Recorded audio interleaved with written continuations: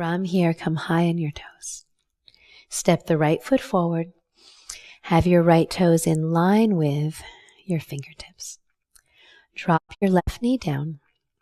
And now shift your hips back so that your left hip is over your left knee. In order to straighten the leg, you'll need to slide the right foot forward slightly. But as you do that, keep your hips moving back. You'll want to move your hips back more. Good. So this is familiar to many of you as a runner's lunge. You can slide your hands back a bit so that they're not ahead of your shoulders. Again, with a mobile body, you'll be fine with your hands on the floor. Less mobile body will benefit from hands on blocks. Now find the right big toe mound. Push forward into the big toe mound. Make sure this right leg is absolutely neutral. As you press forward into the right big toe mound, pin your right outer hip back. Make your right waist as long as your left. Inhale, lengthen your front body. As you exhale, you can start to walk your hands forward, extending out over the right leg. Remember that you can use blocks here and you control how low you go. Keep pinning the right hip back. Keep pressing forward with the right big toe mound. This right leg is in Tadasana. In Tadasana, getting an enormous stretch in the hamstring. Now for some of you, this will be the appropriate place to stop and you'll stay here. However, if you would like to go a level deeper, if you'd like to head towards Hanumanasana, walk your hands back a bit. And once you feel like you have some good support, keeping the right hip pinning back and the left hip rolling forward, keeping the hips square to the short end of your mat, now start to slide your right foot forward. And it's nice if the foot can end up on the floor rather than a mat. You'll have a little more ease sliding forward. As you come into Hanumanasana, don't be tempted to go into a cheerleader split. Just for a moment, show what that would look like. Don't let the left hip cock back and the left leg externally rotate. Instead, roll the left outer hip forward. Press forward with the right big toe mound. Pin back with the right outer hip. Now, if you're close to the floor but not all the way there, it can be nice to have some support. And what that would look like, Kristen, lift up just a bit, would be to place the block, and I like a soft block here rather than a hard one, beneath the hamstring attachment. You don't want to put it lower because you don't want the hamstring attachment floating in the air. Now, Kristen can move towards the floor, so I'll remove the block. You can also use a bolster here.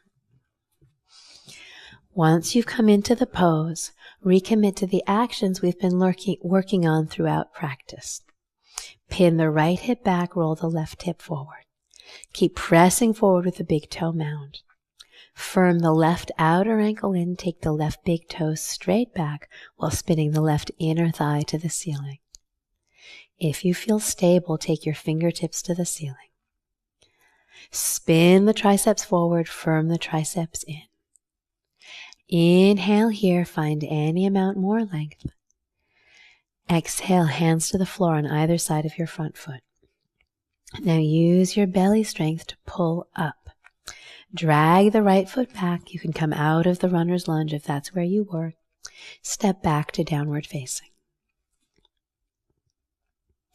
Take a moment in downward facing to imprint equal length on the two sides of the torso, to imprint the pelvis square to the mat. It will be square to the front of the mat in Hanumanasana. It's square down the center of the mat right now. Inhale, come high on your toes. Step your left foot forward.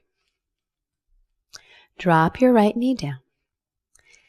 Point your toes and then shift your pelvis back. Pause for just a sec. Now, Kristen has shifted back so much that the leg is straight, but keep the hips back and consider gently throwing the heel forward to get the leg really straight. But when you do that, don't let the hips shift forward. Now push forward with the left big toe mound. Pin back with the left outer hip. Inhale, lengthen your front body. And then exhale, you can start to walk your hands forward, coming deeper into this length. This is a very strong hamstring opener, but can you practice all of the actions from that Parsvottanasana at the wall? Can you keep the left waist as long as the right? Can you gently roll the right outer hip forward as you pin the left outer hip back? Perhaps stay here, or you can start to walk your hands back. When you do find more length in your front body, then start to adjust the left foot forward, but please don't let the left hip roll forward. Keep pinning the left hip back as you take the left hip forward. Elongate, straighten the right leg, and then roll the right outer hip forward. Think about the version of this pose you did at the wall. Think about how your sacrum was level towards the ceiling then. We now want it level towards the wall behind you. Pin the left big toe mound, rather press the left big toe mound forward.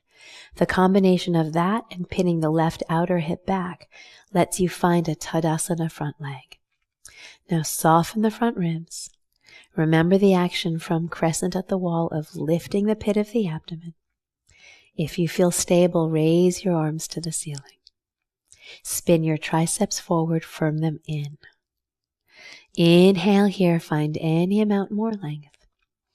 And then exhale, hands to the floor.